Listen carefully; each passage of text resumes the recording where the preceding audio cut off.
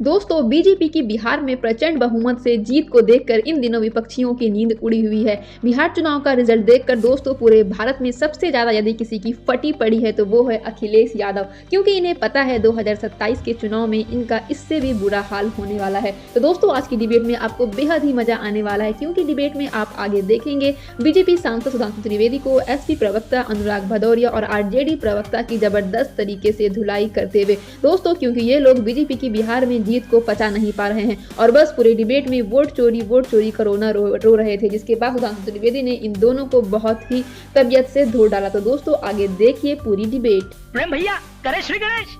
Yes start. आज तो ऐश्वर्य जी मैं सोच रहा था कि अगर जनादेश नहीं मिला तो जितना भी अपनी हसरतें हैं वो विपक्ष वाले निकाल लेते हैं। मैं संक्षेप में जवाब देना चाहता हूं। हमारे राजद के प्रवक्ता महोदय ने और जन सुराज के प्रवक्ता महोदय ने इस करारी हार के बाद भी जो तेवर दिखाए हैं उसे देख के मुझे एक कहावत याद आती है जो बिहार में हर व्यक्ति समझता होगा, इवन पूरे उत्तर भारत के ग्रामीण क्षेत्रों में समझी जाती है। आग लगे हमरी झोपड़िया मां हम गावे मल्हार। जन सुराज और राजद के प्रवक्ताओं का इस करारी हार के बाद उत्पल जी रुकिए, एक एक करके। एक बार भी नहीं बोलेंगे। अनुराग भदौरिया उत्पल जी बीच में नहीं। अरे भाई इनका कोई लेना ही देना नहीं था बिहार में। इनके लिए मुझे वो कहावत याद आती है कि बेगानी शादी में अब्दुल्ला दिया कि अभी भी मतलब जा ही नहीं रही। यही स्टाइल की वजह से समस्या हो गई।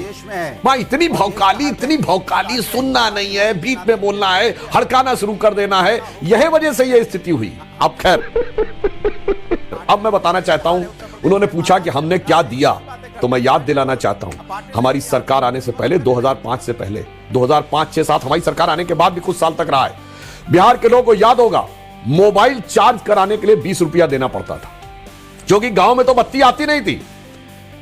इलेक्ट्रिसिटी कवरेज केवल 22% था। पटना शहर में केवल 3 से 6 घंटा बिजली आती थी। तब नोकिया के मोबाइल आते थे, एक बार चार्ज होने के बाद 2-3 दिन तक चलते थे।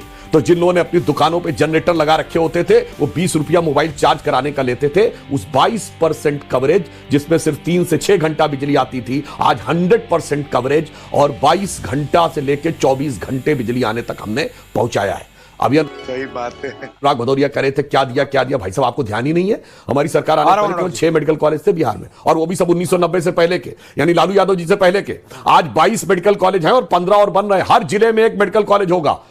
एक एम्स, पटना एम्स मिल चुका है, दरभंगा का एम्स बन रहा है, आईएम गया हो चुका है, गया को आईएम मिल चुका है। समझे में नहीं आता है। हाजीपुर में फैक्ट्री है जिसमें कि जूते बनते हैं, जो कि इवन विदेश की आर्मी में भी सप्लाई हुए होते हैं। कुछ पता ही नहीं है।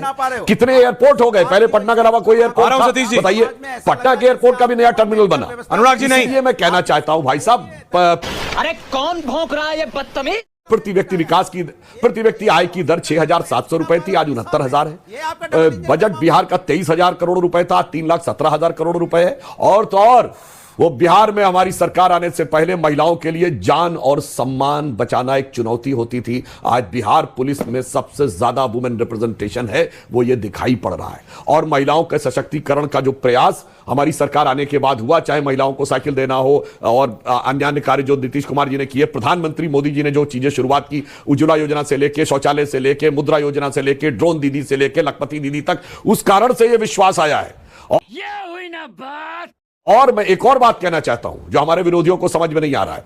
ये आप लोग 50 साल पुरानी जो आप कह रहे हैं ना भदौरिया जी, आपकी सुई अटकी हुई है 80 के दशक की पॉलिटिक्स में। क्या आप इस पे लड़ाई पड़े, जातियों पे लड़ाई करके हो जाएगा? भाई साहब वो दिन गए। आज जो समीकरण आपने चुना था उसमें आपस में सामंजस्य नहीं था।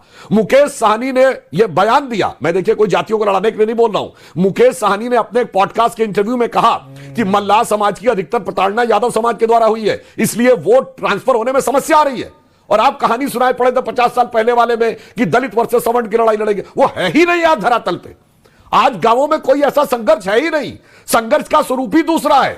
आज गांवों में सामाजिक प्रतिस्पर्धा का स्वरूप दूसरा है। ये समझे नहीं पाए वो विदेश से जो अंकल सैम समझाते, मलेशिया गए तो लौट के आके हाइड्रोजन फोड़ते, कोलंबिया गए वहां से आके फोड़ते, अब फिर विदेश गए वहां से आके फोड़ेंगे। और अखिलेश जी के लिए तो मैं ये कहना चाहूंगा, बिहार के डर लग रहा होगा कि उत्तर प्रदेश में क्या होना है। संक्षेप में तो और मैं लास्ट में एक और बात कह दूं, इन्होंने कहा हम हिंदू मुसलमान की बात करते हैं। भाई साहब हम नहीं करते। हम हिंदू और मुसलमान की बात करते हैं, आप सिर्फ मुसलमान की बात करते हैं। तेजस्वी यादव इमारतें शरिया के कार्यक्रम में गए थे पटना में, जहां के आयोजकों में से एक ने कहा था हमारे लिए शरिया ऊपर है, संविधान बाद में, और कोई नहीं बोला था सेकुलरिज्म का सूरमा। बोला था किसी ने। 7 करोड़ आपने कहा था संविधान खतरे में है, यह चुनौती थी। बिहार की जनता ने जवाब दिया है सुधांशु जी। शरिया ऊपर नहीं होगा संविधान से, आप उनका समर्थन करते हैं और उसको ग्राफिक्स। मानते भी हैं, इस कारण से समस्या उत्पन्न होती है। हम हिंदू मुसलमान दोनों की बात करते हैं, अनुराग भदौरिया, आप hold on। केवल कट्टरपंथी मुसलमान की बात करते हैं। बात है सर, क्या बात है सर, क्या बात, ये बात है।